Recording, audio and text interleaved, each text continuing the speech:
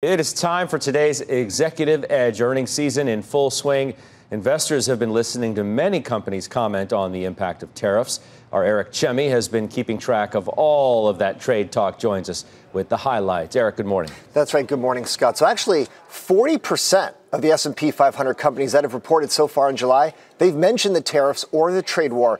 And based on these current tariffs and the bigger amounts being threatened down the road. So they've talked about the current and the future. But one theme that's sticking out, a lot of these companies, they don't seem to be that worried about the tariffs and the price hikes that are going to go with it because they're simply planning to pass those costs on to their customers. This includes a lot of household names like Whirlpool, 3M, Honeywell, Hasbro, Stanley Black & Decker, and many other companies. The parent company of Napa Auto Parts, for example, referenced a possible inflationary impact, but that it expects to be able to pass along any increases to their customers. That was their CFO on a call just recently.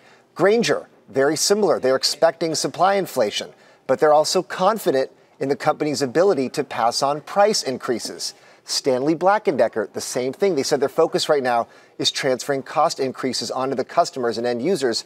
It also said this move is something the company believes is an appropriate response in the short and medium term. So we're going to have to see how more companies handle this the rest of the year if these increased tariffs do actually come to light. Back to you, Scott.